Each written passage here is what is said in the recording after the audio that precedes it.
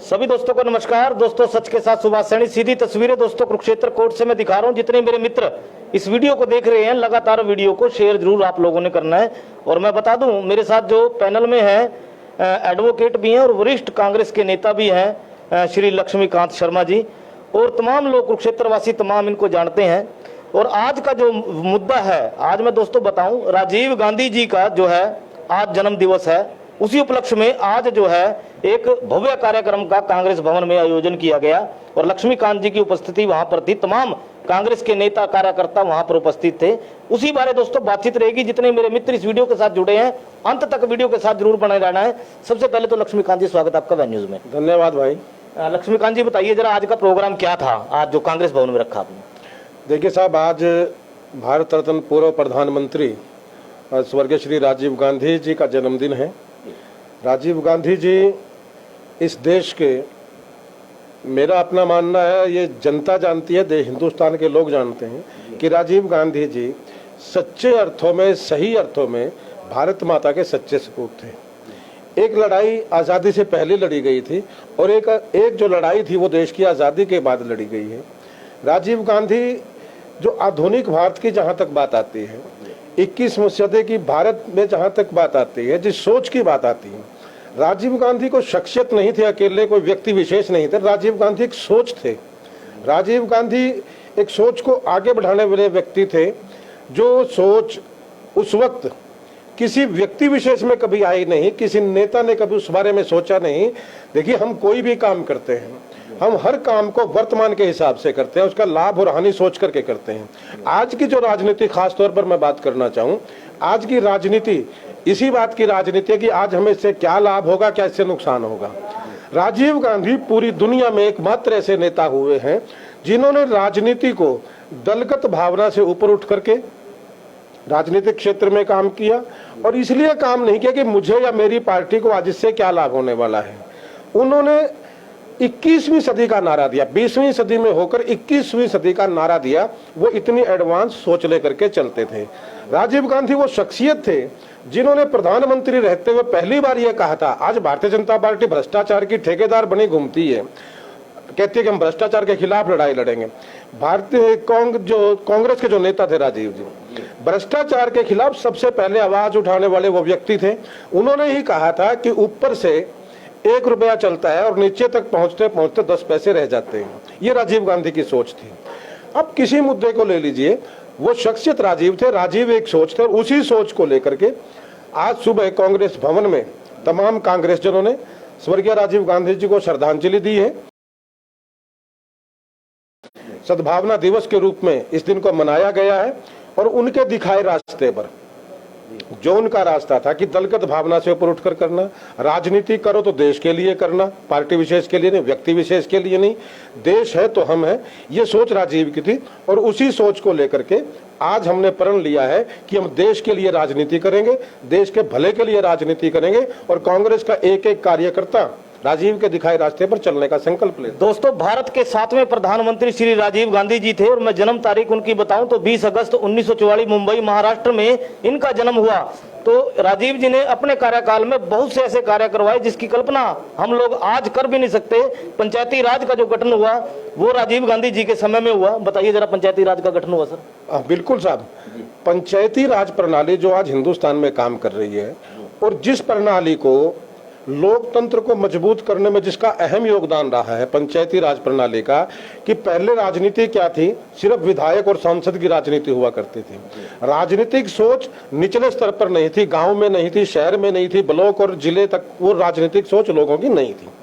राजीव गांधी ने महसूस किया कि अगर देश के लिए अच्छे लीडर पैदा करने हैं, देखिए साहब, उस व्यक्ति की सोच देखिए, उसने कांग्रेस की या किसी और पार्टी की बात नहीं की।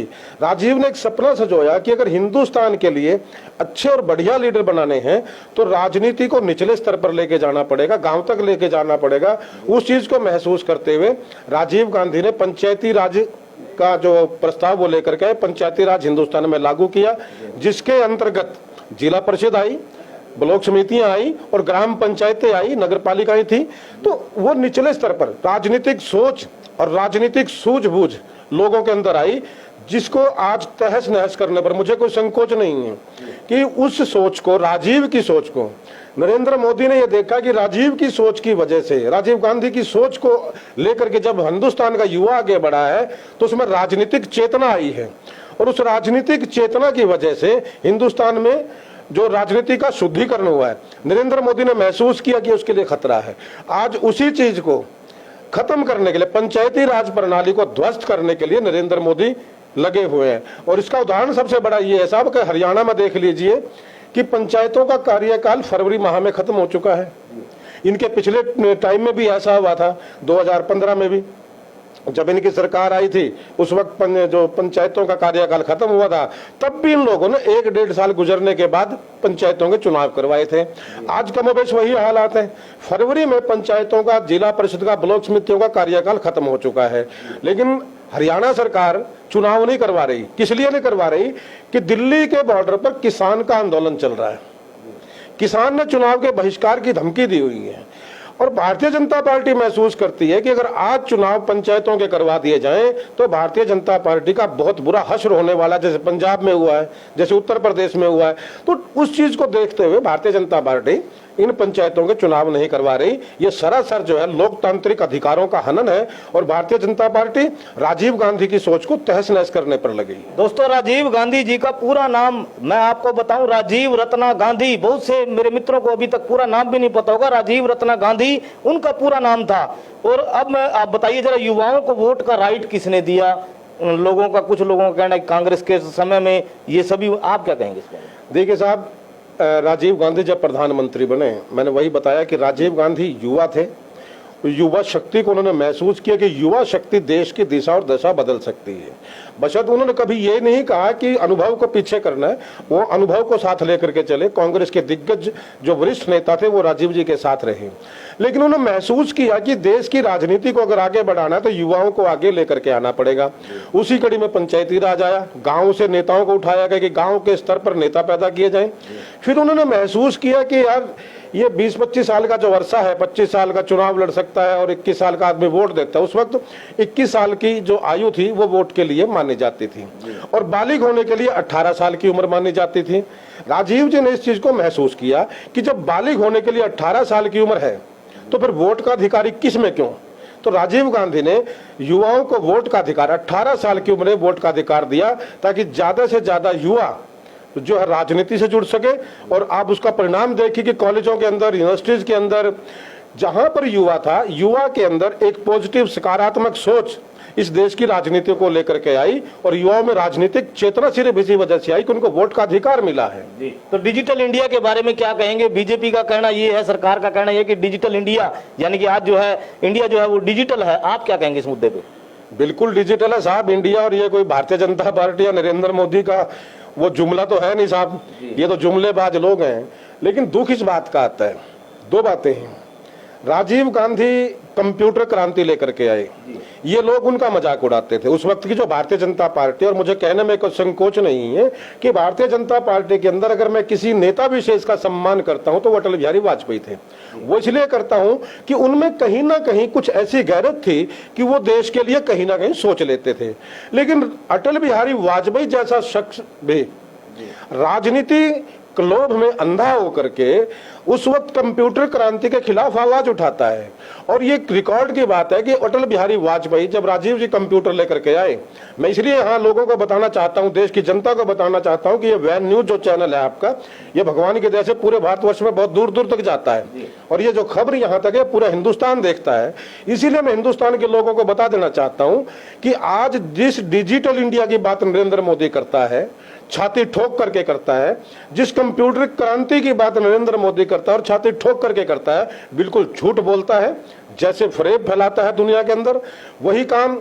अगर नरेंद्र मोदी सच्चा है तो नरेंद्र मोदी सिर्फ एक बात का जवाब दे कि अगर वो कंप्यूटर क्रांति लाना चाहते थे, वो डिजिटल इंडिया चाहते थे, तो अटल बिहारी वाजपेयी जब राजीव गांधी कंप्यूटर लेकर के आए देश में, बैलगाड़ी में बैठकर कंप्यूटर का विरोध करने के लिए संसद भवन क्यों गए थे? भारतीय जनता पार्टी दोगले लोगों की एक जमात है, दोगले लोग हैं, चेहरा कुछ है, चरित्र कुछ है, कहते कुछ है, करते कुछ है। उसी कड़ी में वाजपेयी जैसा व्यक्ति भी बहक गया था और वो राजीव के कंप्यूटर क्रांति का विरोध करते हुए पार्लियामेंट में बैलगाड़ी पर जाते हैं साहब। ये इनकी हकीकत है। डिजिटल इंडिया की बात नरेंद्र मोदी करता है। नरेंद्र मोदी कहता है कि डिजिटल इंडिया मैंने बनाया। अरे भैया तू था कहां? नरेंद्र मोदी सिर्फ एक बात बताए कि जब digital India Rajiv Gandhi computer क्रांति लेकर के आए, राजीव गांधी मोबाइल लैपटॉप लेकर के आए, महाराज जी ने तो उसका लाभ उठाया, सिर्फ नरेंद्र मोदी ने सिर्फ उसका लाभ उठाया उस कंप्यूटर का, उस डिजिटल इंडिया का, और उसी के दौरान उसी को बहका करके ये जो सोशल मीडिया पर अपना अभियान चला करके उसी कंप्यूटर क्रांति का लाभ उठा करके लेकर के राजीव गांधी आया। हाँ ठीक है कि मैं इसमें खुले मन से स्वीकार करता हूं कि लोगों को धोखा देकर और उसका फायदा उठाया नरेंद्र मोदी ने।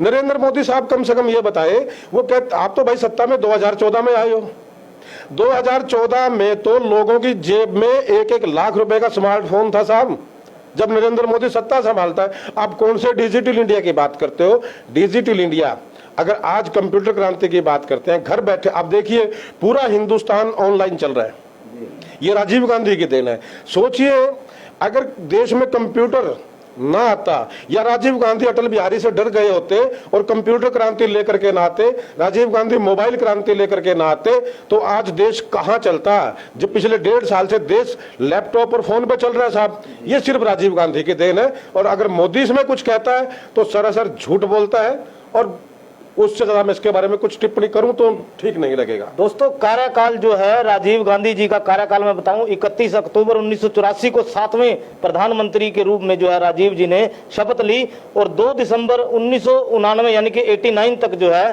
राजीव जी जो है प्रधानमंत्री के रूप में रहे। और उनका पूरा नाम राजीव गांधी, राजीव रत्ना गांधी पूरा नाम था उनका। राम मंदिर के बारे में आप क्या कहेंगे? राम मंदिर का जो दावा है बीजेपी ने किया कि राम मंदिर उन्होंने बनवाया है, उनका ये भी कहना है कि कांग्रेस के समय भी जो है राम मंदिर था, कांग्रेस ने कभी कार्रवाई नहीं की उसके ऊपर। बिल्कुल आपने सही कहा। मैं आपको आपके चैनल के माध्यम से देश की जनता को, खास तौर से उस युवा को अपील करूंगा जो 20 साल का है इस वक्त, 20 साल का, 30 साल का, 35 साल का जो नौजवान है, 40 साल तक का जो व्यक्ति है, मैं उस व्यक्ति से अपील करना चाहूंगा कि अगर आपके अंदर, उन भाइयों के अंदर देश प्रेम, अंधभक्ति का चश्मा उतार करके अगर आप मोदी भक्ति का चश्मा लगा करके बैठे तो उसमें तो भाई सारे गधे भी घोड़े दिखेंगे, वो तो सीधी सी बात है। लेकिन अगर आपको घोड़े और गधे में फर्क देखना है तो मैं उन साथियों से कहना चाहूंगा कि आप गूगल पर जाइए। आज तो गूगल नरेंद्र मोदी के कब्जे में है भाई, आज तो डिजिटल इंडिया जो है नरेंद्र मोदी की गोद में है।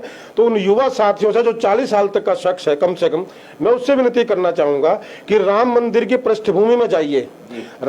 जो राम मंदिर है वो ना भारतीय जनता पार्टी की देन है, वो राम मंदिर ना नरेंद्र मोदी की देन है। हाँ, अगर इन लोगों की कुछ देन है तो सिर्फ एक चीज है, राम मंदिर के नाम पर राजनीति आडवाणी जी ने की। और मुझे कहने में कोई संकोच नहीं, मैं परमात्मा को मानने वाला व्यक्ति हूँ, भगवान को मानने वाला व्यक्ति हूँ, भगवान राम को मैं भी मानता हूँ। मैं भगवान से डर करके कहता हूँ कि अटल बिहारी वाजपेयी, आज जो क्षमा करना लाल कृष्ण आडवाणी जी, आज जिस दौर से गुजर रहे हैं वो सिर्फ एक बात का परिणाम है कि राम के नाम पर गंदी राजनीति आडवाणी जी ने की है, इसीलिए वो इस बात का परिणाम भुगत रहे हैं। मैं मोदी साहब के लिए भी कहना चाहूंगा कि मोदी साहब को भी राजनीतिक फरेब से बाहर आना चाहिए। राम मंदिर का मामला आता है साहब, राजीव गांधी जी 1984 में स्वर्गीय श्रीमती इंदिरा गांधी की हत्या के बाद प्रधानमंत्री बनते हैं। भारतीय जनता पार्टी, कुछ लोग कहते हैं कि राम मंदिर कांग्रेस ने नहीं बनाया। भैया 1947 में देश आजाद हुआ था। मेरे पास शाहनवाज हुसैन, जो इनके भारतीय जनता पार्टी के नेताओं के दामाद भी हैं, एक नेता के दामाद हैं, और भारतीय जनता पार्टी का बड़ा चेहरा शाहनवाज हुसैन है।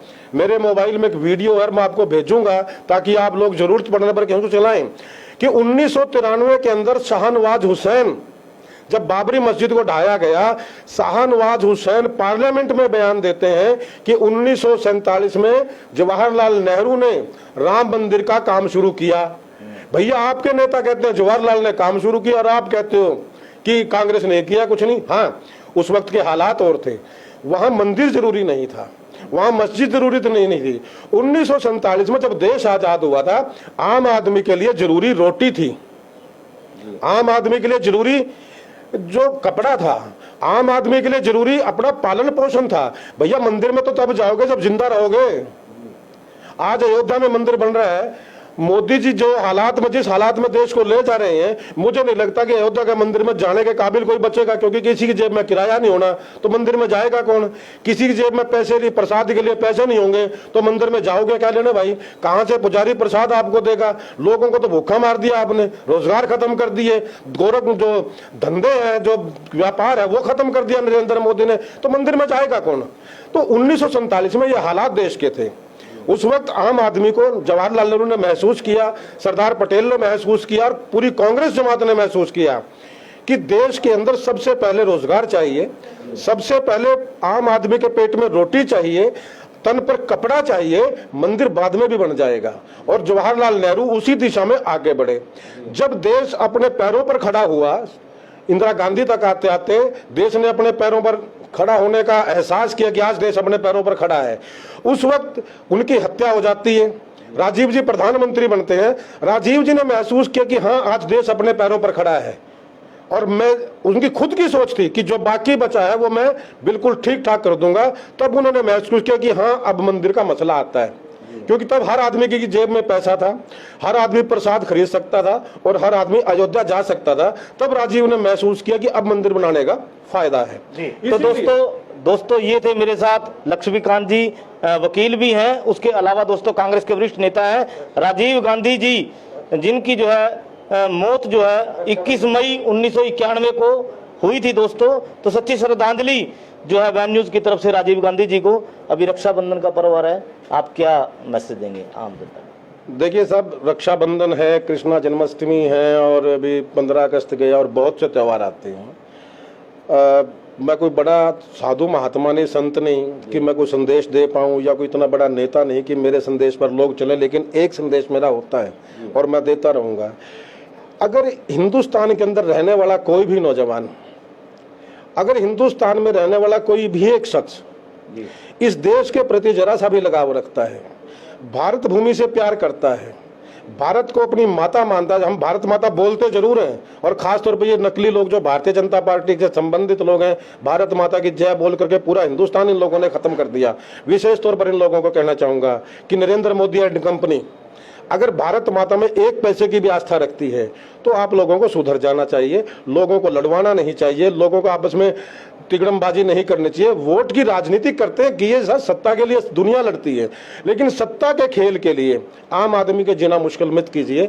रक्षाबंधन के त्यौहार के अवसर पर मैं सिर्फ यही कहूंगा कि जिस तरीके से भाई बहन के प्यार का त्यौहार है, उसी तरीके से भाई बहन की रक्षा का जो है वो वचन लेता है, उसकी रक्षा करता है। तो मैं आज इस देश के नौजवान से प्रार्थना करना चाहता हूं कि नरेंद्र मोदी की भक्ति से बाहर निकलिए, नरेंद्र मोदी का चश्मा उतारिए। मैं नहीं कहता कि कोई और चश्मा पहनिए, आप बिना चश्मे के बहुत बढ़िया देख सकते हैं। हर चश्मा उतार करके सिर्फ एक चीज देखिए कि 1947 से लेकर आज तक आखिर देश में हुआ क्या है, क्या किसने किया और कैसे हुआ है। 1947 में देश कहां खड़ा था? लोग टूटे फूटे अर्धनग्न बदन चला करते थे, आज ब्रांडेड जींस पहन करके चलते हैं। खाने के लाले हर आदमी को थे, आज लोगों के पास पर्याप्त मात्रा से ज्यादा भोजन है। और लोग के ये भारतीय जनता पार्टी के लोग कहते हैं कांग्रेस ने किया क्या है, तो मैं उन लोगों से कहना चाहूंगा कि आप किसी की बात पर ना जा करके अपने घर में बैठ करके परमात्मा के सामने, जिस राम को भारतीय जनता पार्टी बात करती है, उस राम के चरणों में बैठ करके एक बार आत्म मंथन कीजिए और फिर बताइए कि कांग्रेस ने क्या किया और क्या नहीं किया।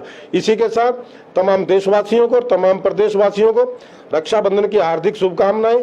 परमपिता परमात्मा आप सबको स्वस्थ रखे, सुखी रखे, खुश रखे और अंधभक्ति से बाहर निकाले जी।